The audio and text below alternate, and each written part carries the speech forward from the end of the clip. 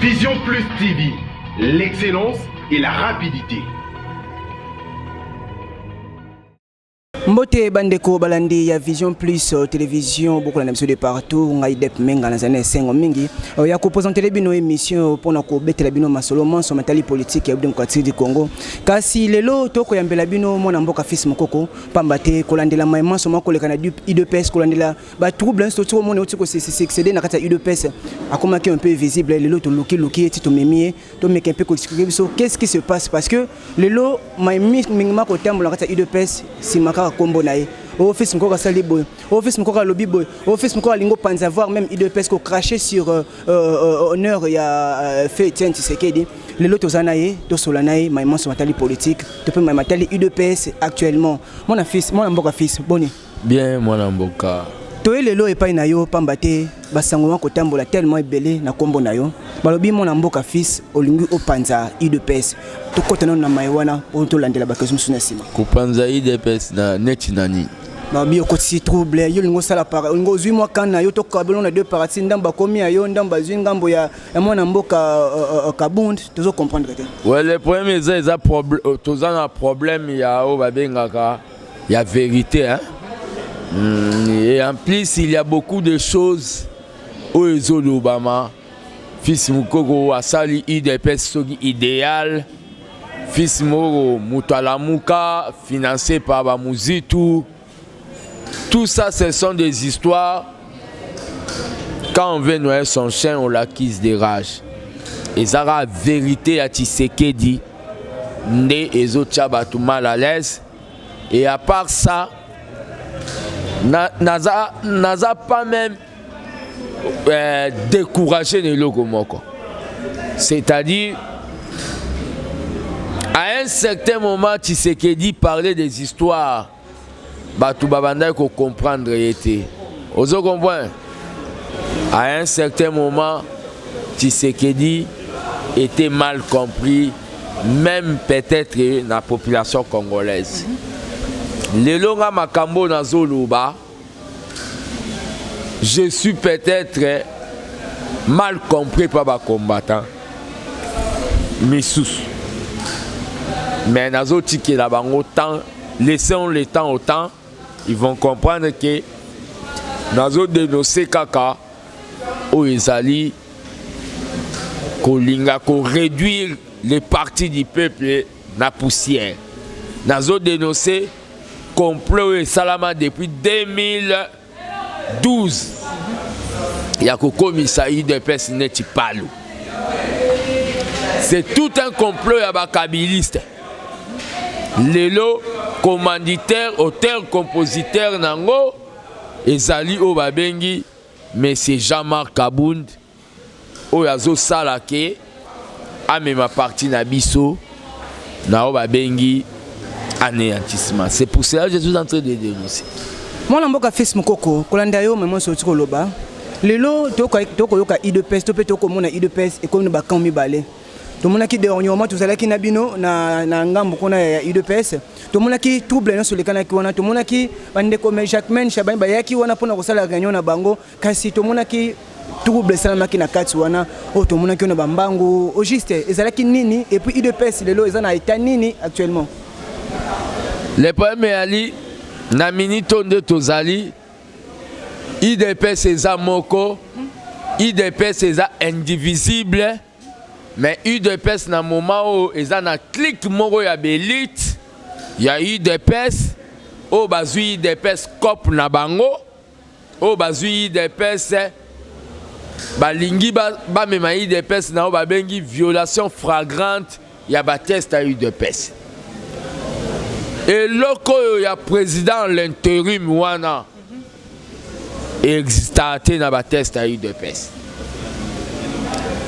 Mais ce qui existera tant au moins en mboka fachi anoma pesa qui est bâton de commandement c'est que y est pas violé qui règlement. Il y a des choses que les gens disent des fois que fachi a pesa il aime sous fachi pas pesa qui a honte.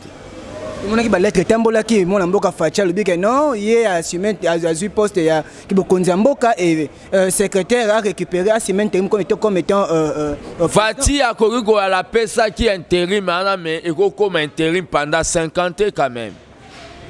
on ne fait jamais l'intérim pendant 5 ans. Car intérim ndenge zawana et alaïke et salaka kao babengi, je crois bien 3 mois.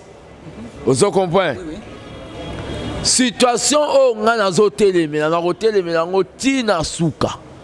C'est-à-dire le fait que le régime intérim wana est dépassé déjà 3 mois. L'IDPS est commis à difficulté juridique, il y a qu'à déposer la candidature dans la commune. Qui va gagner? C'est les camps kabylistes. Vous ne voyez pas que les Kabounde et les Kabouye consorts, Bazo Sala, j'ai à Kabila, mais dans le maillot, il y a eu des pèses. Fatih, quand il est dans la magistrature suprême, des fois, comment on a manqué à respecter. Denis Sassou Nguesso a été vieille dengues. Il a sakamou aux anangos vis-à-vis à Moutouf. N'a bien gagné Fatih, mais il est le magistrat suprême. Fatih a l'ongoué à lobby que a tiki UDPS à comme au-dessus de la mêlée. Mais Yo Kabound, au commis vice-président de la coopération Salaki, il y a côté Kabilo, qu'on soit UDPS, gouverneur, sénateur, provincial. Au Como Lingo jouait avec tous les 11 maillots dans un terrain de football comme Maradona. Maradona a la tangote. Biloko l'IDPS a des compétences même dans le niveau de la diaspora. Oh, il dirige peu parti. Il y a des gens qui parlent. Netiba Kabouya. So balobi ba tangata bilan na bango tant que chargé de communication à IDPS. Ezara eze logote. Mais lelo ngana komi un lamoukiste. Vous croyez ba biloko bozoloba. Même Tshisekedi place à ça vraiment zoloba. Je garde moral dans Tshisekedisme. Pendenge na zaboye. Lamouka eza loko lamo et loko mo na benga ngo nouveau neti mwana machombe mo abimi lobi lobia. Ngana kende ko koma mutu ya lamuka. Et loko ngo déjà ko tezo kufa nango. Na bo ma carrière politique na ya beaucoup d'années. Mwana mboka fils Mokoko to lobelana no yo pamba te balobi o komi en danger. Bazo lokisa yo, ba message do ya balobi qu'il paraît. Batindelio lettre o tsaka suma kolo na permanence te. Na tigalo zo lettre wana te. Auto exclusion balongo linga parti. Balongo linga parti te. Ce sont des gens. Na yo na permanence on y a tikala à 100 mètres ya permanence. Bango pe makolo na bango banyata na lupango a Tshisekedi te. Na temple. Kabunda tcha combien na permanence au Tshisekedi a sombela biso ya 1,600,000. A tcha combien? C'est quoi na asira banda te kasoba makaya buso na lac Tanganyika. Lupangu wana eza pas même ya Fatih.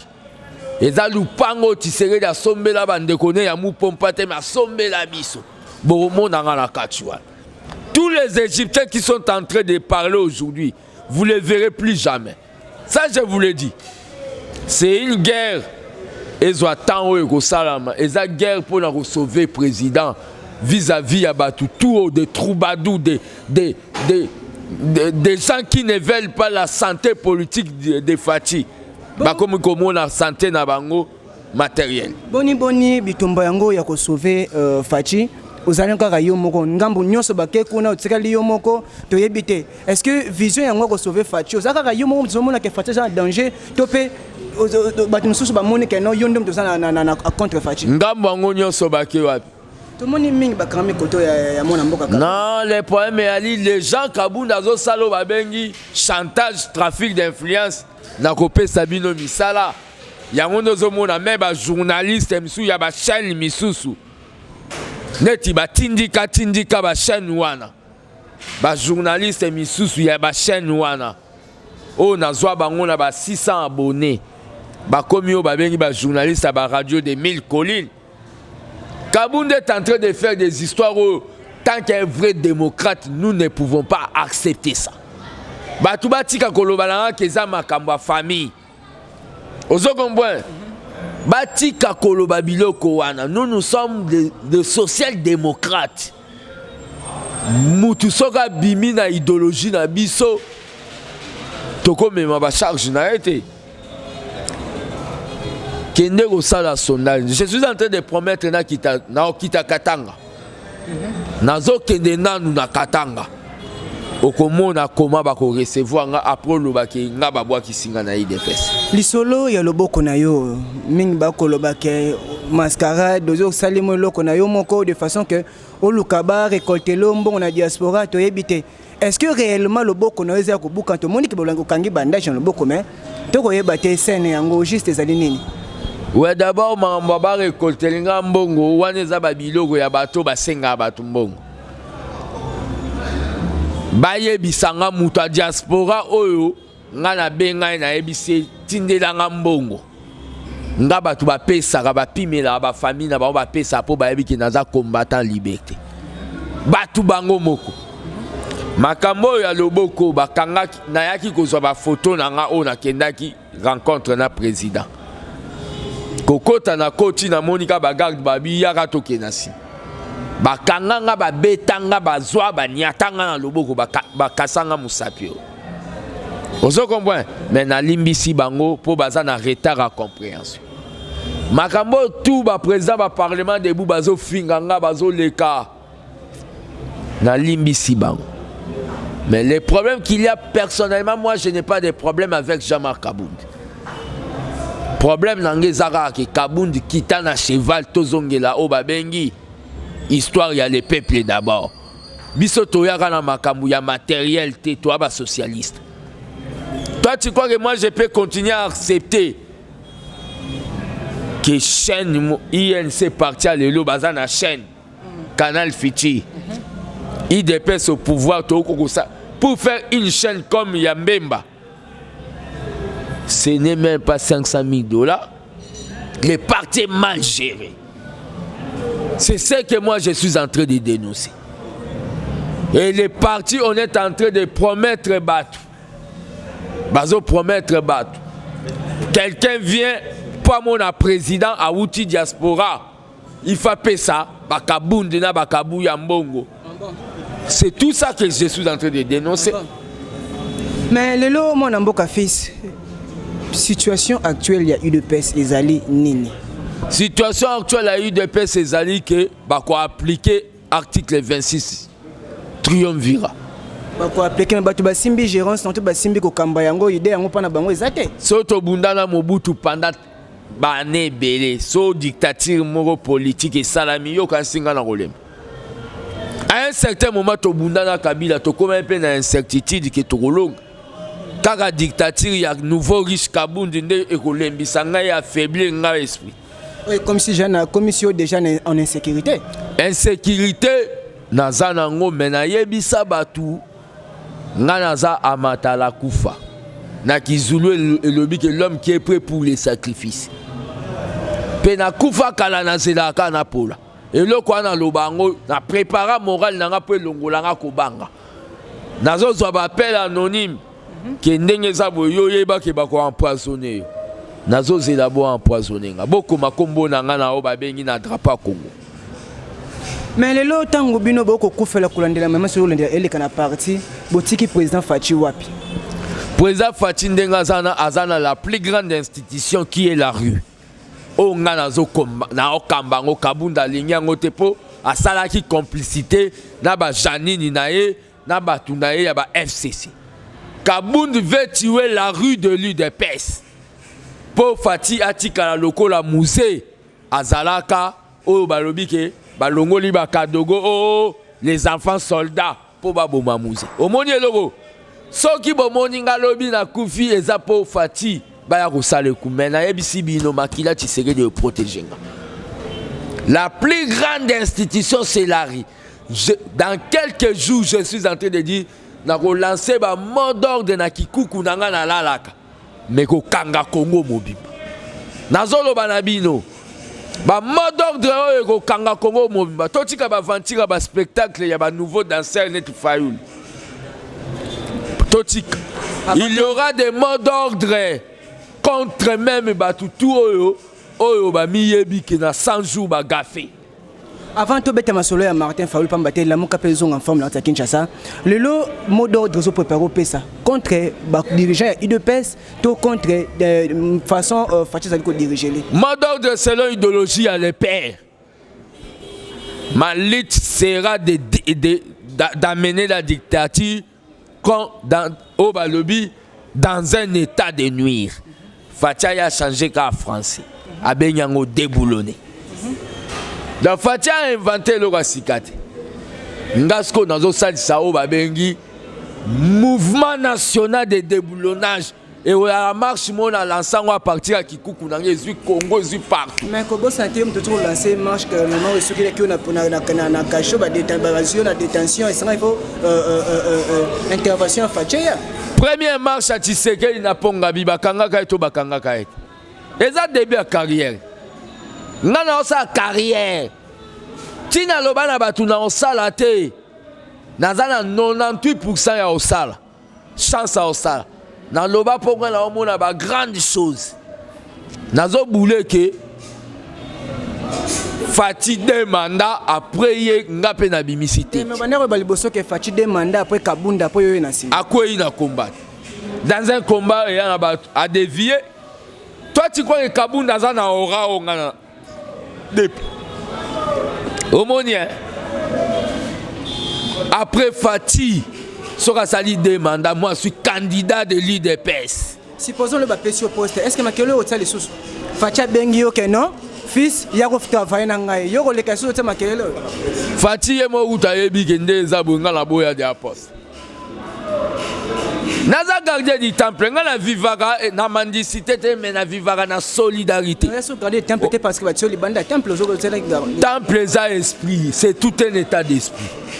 Temple za ndako ante Kabunda oloba otonga ngo so 5 étages. Nambongo nan.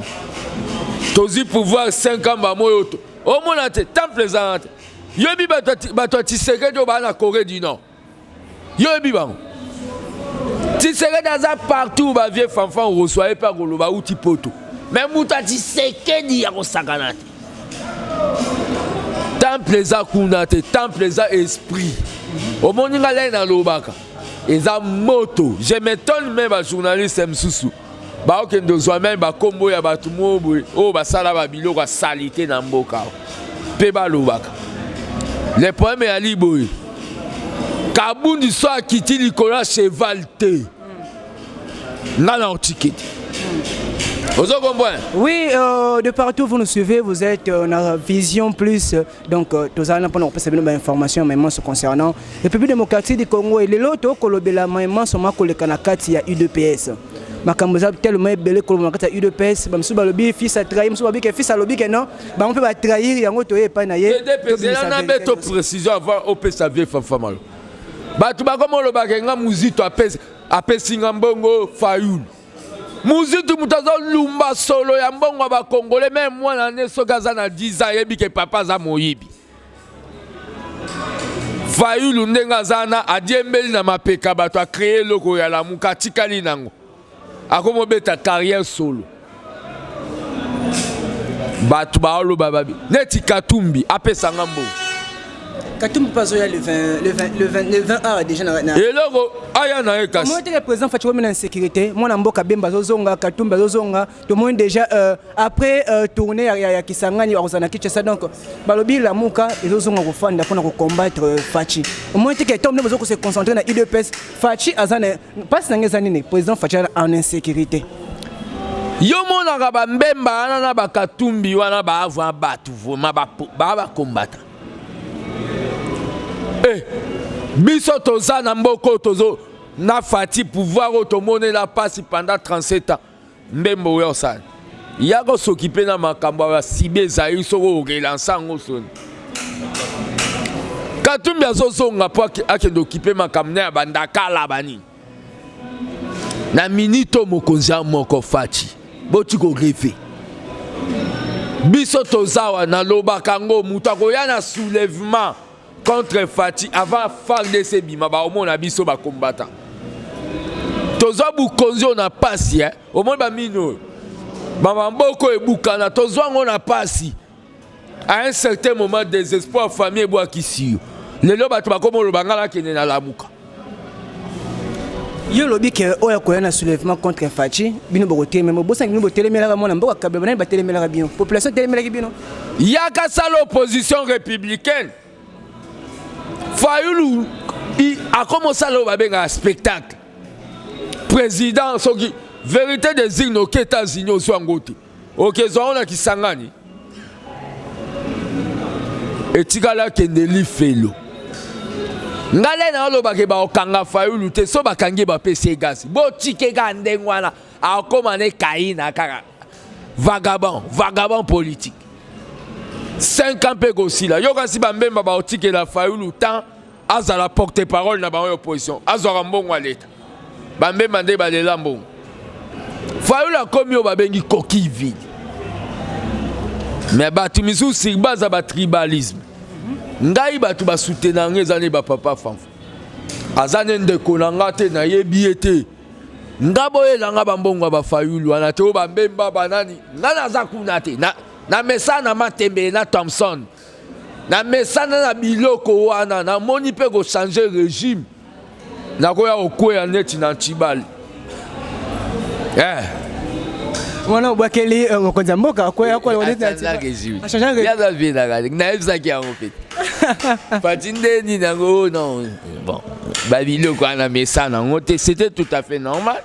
Il y a des fois on doit faire au babengi moi comique mais président ndenga zawana ayeba ke ngana za me bakabund na bakabuya na beteni na ba ribens classe wana ya bato bazwagi IDPS likelemba ngana s'occuper na ba pona nini eloko bango basalaki dans président ya kokende kolobane ba makambu misusu koteka ba poste ozo comprendre kabuya olobana ngani kabuya lenga na zolobana micro na IDPS yenase question mo yeli biso mona mboka fils na bitumba onyo so ko bunda qui est derrière toi base yoka base car mais obosan ke base on a pe ngambo on a pe so bazana base de même base ka osana ngo mutaza derrière ngavuma oyo vuma za na moto amakasi za tiseke dans les paix. Actuellement ce qu'il y a mboka ya milima azali nanga spiritualité même Fatia est bien que na minito les puissants dans ces partis c'est fils Mkoko aye bien eza bato ba matinée politique eza bato bazo lia ba mbongo ba carte bazo ngo ba salengo propagande ba bimi ba député ba diembeli na Mukongwa Shekoko neti ba kabunde te nga mukolo na ko pesa candidature comme député na Moam na obeta ba voix au romo nango kabunda mema député ni na IDPS na Moam. Une question yeli biso to ke malimu na soka émission na biso to komona élection ya président Senezoya to mona nomination ya premier ministre Zoya komona ndenge FCC cash basali coalition est-ce que to ko espérer tout monde pe mutu moko ya IDPS en tête ya la place mi balona na moko na mo na ba contrat na ba sala na lingaka ngo na nuté contrat wana IDPS etika ozelo te mais contrat ngo yogangela ka nyo surtout contrat est-ce que yo diso mona papier contrat nde basala ki ba nina ba signaki nemi na kabundu ba signer loko moko ba bimisa ngo ba bwa kia na réseaux sociaux il m'a détaillé nous sur pesa raté le problème ezali biloko na bango na FCC ngai FCC zaneti butu IDPS ezali lumière jamais to sangala. Le problème côté la muka la muka zawap la muka za na tribalisme yozo ngome ma okomisa na mboko opposition za la muka c'est une bande de rancuniers et de tribalistes d'un certain maître chorégraphe Martin Fayulu bino bolinga ba lobane boye po via fâché. Oui, fidèles internautes, toujours comme pratiquement na suka émission na biso, to kopesa mwana mboka fils maloba ya suka aloba poto chitena émission na biso kasi rapidement moi dans une minute to ka ndeko o auti na diaspora basa pe pene pena fils to ka mania kumsanga ta monoko na mwana mboka mbote mbote non kumbudanya. Moi c'est Fanfa donc je vis en France. Oui, oui ndeko François Tomonio Fanfa pardon Tomonio na kati ya Kinshasa objectif na wezali nini? Bon, objectif, c'était plus... c'était une visite de courtoisie, puis se rendre compte un peu à mouvement et à partir, puis pour des choses un peu plus privées. Aujourd'hui, actuellement, position monnaie parti, ils ont la position. Est-ce que tu es déçu, il y a un niveau, il y a un monnaie soit aux anaïs normal? Non. Parti, franchement, dans une dérive totale. Et puis, ils ont un fils à Outoloba. Fils, il a une histoire, il a un vécu dans l'IDPS. Donc je crois aujourd'hui même, quand tu parles de problèmes où il y a vivre avec Jean-Marc et d'autres personnalités cadres, il y a l'IDPS au niveau à Kinshasa. Et c'est très lamentable, dans le sens que il faudrait, surtout les cadres où il y a un problème, un fils, qui va trouver terrain mort d'attente. Pour 5 ans, ils ont manqué, puisque ça n'arrange pas notre président. Ils sont vraiment appelés de trouver un terrain d'attente. De part et d'autre, fils, il a ses raisons. Alors le fait qu'eux, ils sont un peu plus aînés, ils sont aînés par rapport à fils, et puis Bango Bazo a signé le poste qu'on connaît, ils doivent faire un geste par rapport envers fils pour retrouver terrain d'attente, puisqu'ils ont arrangé le président. Est-ce que les autres ça a été comme on a eu bénéfice parce que Vision Plus est l'endamara de partout dans le monde entier. Les autres banques, c'est comme on a bénéfice, qu'est-ce que le global problème tel Non. Même il y a eu, je crois, plus d'une semaine, j'ai rencontré même Kabouya. On en a parlé et je lui avais même parlé de problème de fils, puisqu'on connaît bien carrière, il y a fils, puisqu'on le suit beaucoup dans la diaspora. C'est un grand mobilisateur que même Kabouya ou Kabound le savent. Okay. Bien, très bien. Donc, Azam, tu as négligé. Il faut trouver terrain d'entente pour les ranger président Nabisoté. Voilà. Ah oui, fidèles internautes, tu chité ce qu'on a mon amboka fils. Mon amboka fils, mon coco, le banao yasuka izali nini. Ouais. Bato bazolo bakenga nazo za mbongo muzitu. Ande ko fanfa auti poto kuna. Abengi ngai na ya na bandal place aza. Aza mutu IDPS bato basufra po na biso bato bakomolo bangana komozwa bambongo musitu ngana botama na don lokwa Tshisekedi o bato balingaka ye bato atu bozomona baegyptien wana bakabuya na bato na bango misu na kotanga bakombo te bomona bango sous lobi te botiela bango micro baozanga makambo aloba oleba défendre idéal bango ba défendre bato Ngande Nazaboui. Moi je suis pas mandia na koka pasia. Na kota ba makala na lia ba vungule. Na kenda exil Belge mo asala o ba bengi ba propos racistes na Nations Unies na betaye na kota centrale. Na mesa na nga la souffrance. Mais na minito nga na zolo ba kozo nga na zolo beza juste. Bato ebele baza balati elamba IDPS baza na biso te. Toko bomba yango te. Toko bomba yango te 5 eza mukuse. Il faut to lobango déjà nzete ba redressa ngo le eza muke. Po biso to na besoin fatia zo ba bengi deuxième mandat. To me ma peuple na ba bengi lutte contre la pauvreté. To boyi ba makambo ba nouveau riche ya ba kabundi. Permanence bakiti à la rate. Permanence bureau climatisé kaya yemoko. Permanence toilette à malungati. Ba protocole détenu parti à 37 ans. Tobomba babilo kwa sécurité balala na ba carton. Ba futa marapeti. Parti ndenge zawana et vivaka na ba bengi ba cotisation. Akendo zola biso bambongo ya FCC po ya otongi ya biso immeuble Tshisekedi ya biso eza priorité na biso. Ngana za combattant de la liberté. Yo madame Henriette oyo ya aner opérateur de soki des opérations. Nazo lancer le sous message kendaka ko sala na Kabundu chaque soir ba réunion contre Fachi. Mais beaucoup mona makala te beaucoup mona makambo ko salama. Oh nazo yebisa bino peuple congolais bozala soudé totika mambo ba tribalisme ya ba lamuka wana des histoires totika. Tout pouvoir vient de Dieu. Biso mtoyo créango. Sko bango balinga ke kamboko. Tozolo ba makambo na bino bato bozo sa na président na niveau ya ba cabinet na bino wana. Oh ba directeur ba conseiller ba to uta so ba louvain so ba nani. Oh bino ba spécialiste. Tozelana nous basala audit ya 100 jours. Nde tokoye ba na bino ba misu. Parce que biso to sala lito toza na droit na erreur te. Ya on est dans zolo ba na ba combattant. Oh linganga, c'est bon. Soko linganga pété finga ne bo message ko finga depuis Mobutu. Eza démocratie. Mais makambo ya kabundo nga na zolo ba soko monindo ki belela. Kabunda sali ba contrat na ye nzala kobonga. Nous allons diriger le Congo. Nous sommes en train de diriger le Congo avec Fati. Et Fati le sait très bien que nous avons trahi. Et nous avons. Merci beaucoup.